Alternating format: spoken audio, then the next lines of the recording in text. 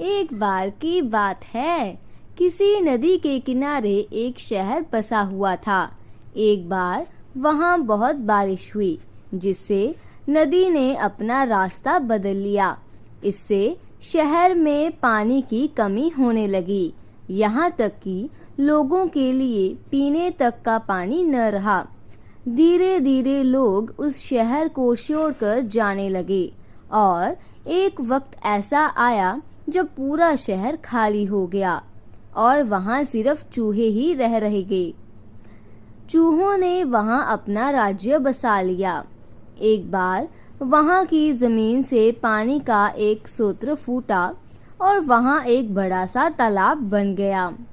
दूसरी ओर उस शहर से कुछ ही दूरी पर एक जंगल था, जहां कोई जंगली जानवर रहते थे।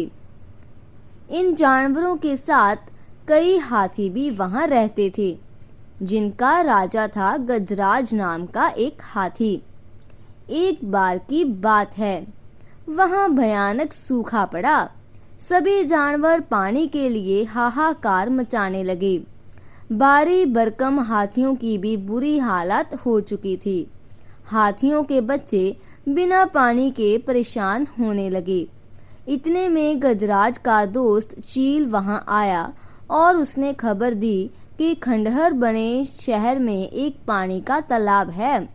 यह सुनते ही हाथी अपने बच्चों और बाकी साथियों को लेकर शहर की तरफ चल पड़ा। कई हाथी उस ओर चल पड़े।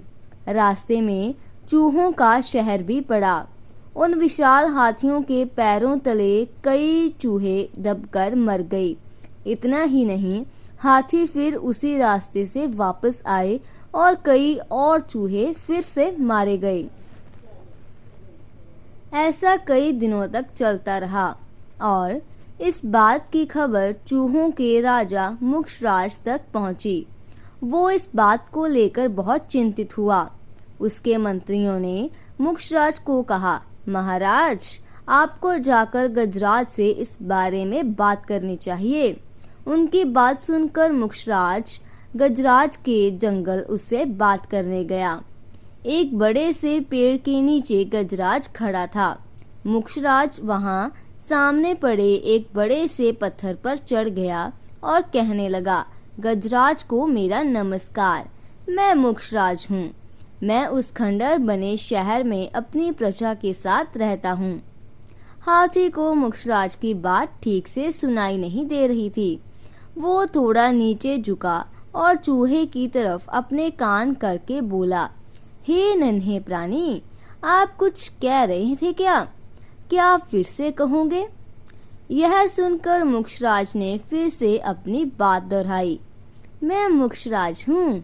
मैं उस खंडहर बने शहर में अपनी प्रजा के साथ रहता हूँ। आप और आपके अन्य हाथी मित्र जब भी तालाब की ओर जाते हैं तो कई चूहे आपके पैरों तले दबकर मर जाते हैं। कृपया करके ऐसा न करें, वरना बहुत जल्द हम में से कोई नहीं बचेगा। यह सुनने के बाद गजराज दुखी होकर बोला, मुझे पता ही नहीं था कि हम इतना बुरा कर रहे हैं। हम तालाब तक जाने के लिए कोई और रास्ता ढूंढेंगे। यह सुनते ही चूहा बहुत खुश हुआ और बोला, गजराज, आपने मुझ जैसे छोटे से प्राणी की बात सुनी। मैं आपका आभारी हूँ। भविष्य में कभी भी अगर आपको किसी मदद की जरूरत हो तो मुझे जरूर बताइए। गजराज ने मन में सोचा कि यह छोटा सा जीव मेरे किस काम आएगा, इसलिए उसने चूहे को मुस्कुराकर विदा किया। कुछ दिनों तक सब कुछ ठीक चल रहा था कि एक बार पड़ोसी देश के राजा ने अपनी सेना के मजबूत करने के लिए हाथी रखने का फैसला किया। राजा के मंत्री और उनकी सेना ने जंगल में कई हाथी पकड़े। हाथियों के पकड़े जाने की चिंता गजराज को सताने लगी। एक रात गजराज इसी चिंता में जंगल में टहल रहा था कि अचानक उसका पैर सूखी पत्तियों में छिपाए जाल पर पड़ा और जाल में फंस गया। हाथी जोर जोर से चिंगारने लगा, लेकिन कोई उसकी मदद के लिए नहीं आया। इसी बीच एक बैंस ने हाथी की आवाज़ सुनी।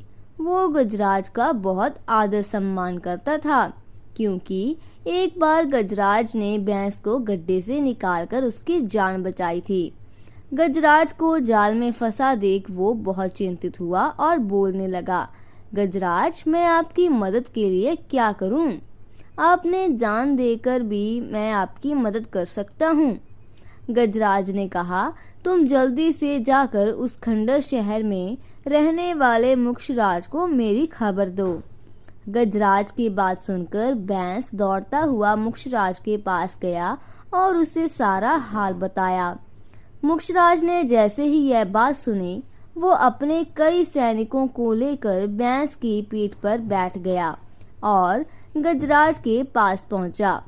फिर चूहों ने मिलकर जाल को काटा और गजराज आज़ाद हो गया। इसके बाद गजराज ने मुक्षराज को धन्यवाद किया। सभी खुशी खुशी रहने लगे। गजराज और मुक्षराज की दोस्ती भी गहरी हो गई। तो दोस्तों, इस कहानी से हमें यह सीख मिलती है कि कोई भी प्राणी छोटा नहीं होता है।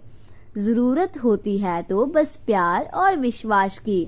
आपसी प्यार हर तरह के दुखों को दूर कर सकता है दोस्तों। ऐसी और मज़ेदार कहानियाँ सुनने के लिए हमारे इस चैनल को लाइक एंड सब्सक्राइब करें। Thank you.